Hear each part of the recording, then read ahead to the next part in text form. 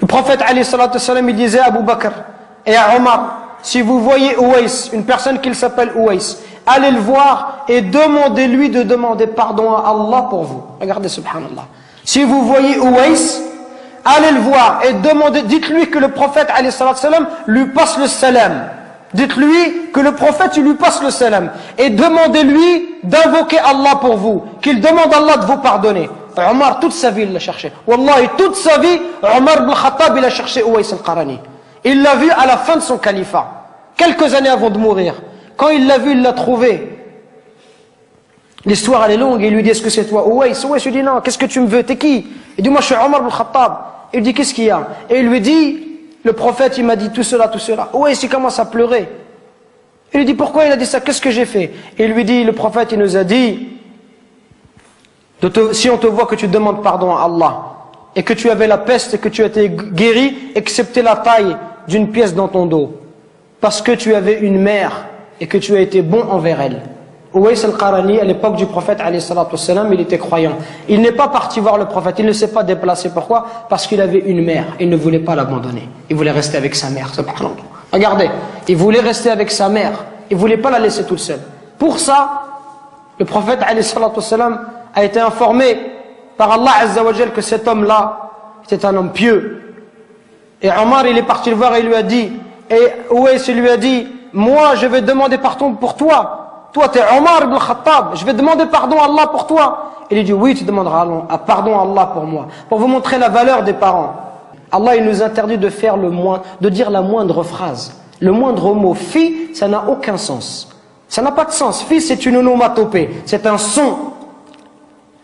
C'est un mot qui est composé de 2 lettres. C'est le mot le plus petit en arabe. C'est pour vous dire que si tu n'as pas le droit de faire à ton père, celui qui fait des phrases entières et qui lui dit tu m'as jamais rien appris, tu m'as jamais rien donné, et qui se plaint, ça c'est encore pire. Regardez, à travers ce dua, on retrouve la miséricorde. Ceux qui bénéficient, qui doivent bénéficier de notre bon comportement et de notre miséricorde, ce sont nos parents en premier, notre père et notre mère.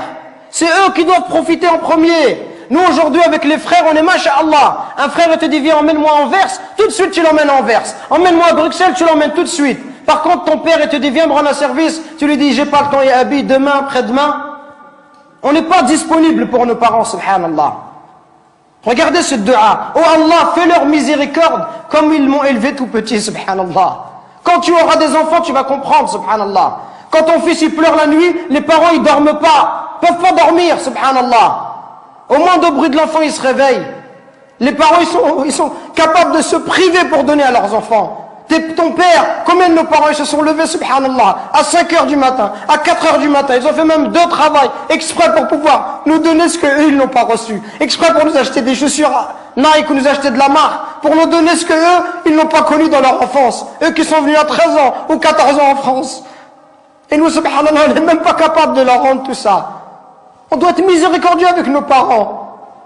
On doit les aimer, leur montrer de l'amour. Quand ils sont vieux, on doit être auprès d'eux, leur accorder du temps. Mais nous, quand on est marié, on préfère notre femme, on préfère nos enfants. Même le pont, certains, si sa femme va se disputer avec ses parents, il va toujours prendre le parti de sa femme, subhanallah. Il va faire des cadeaux à sa femme, mais jamais à sa mère. Il va emmener sa femme, il va jamais emmener sa mère. Pourquoi est-ce qu'on est comme ça? Parce que notre cœur, il est devenu dur.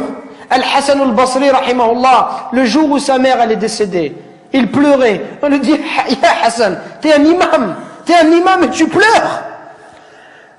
Comment est-ce que tu peux pleurer? Il dit, je ne pleure pas parce qu'ils sont décédés, je pleure parce qu'une des portes du paradis est fermée. Et c'est la même chose qu'on doit se dire. Et Wallah, c'est ce que je suis en train de me dire moi-même.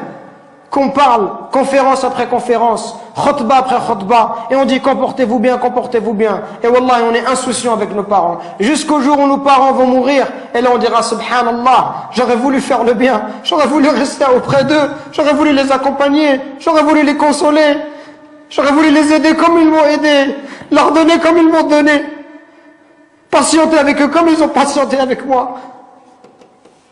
Qu'on se réveille avant qu'il soit trop tard, subhanallah. Qu'on se réveille avant qu'il soit trop tard, avant qu'on ne regrette. Et avant qu'on dise j'aurais aimé faire le bien, j'aurais aimé voyager avec mon père, j'aurais aimé passer du temps avec lui, j'aurais aimé rester juste m'asseoir, boire un verre de thé, parler avec lui, qu'il soit heureux.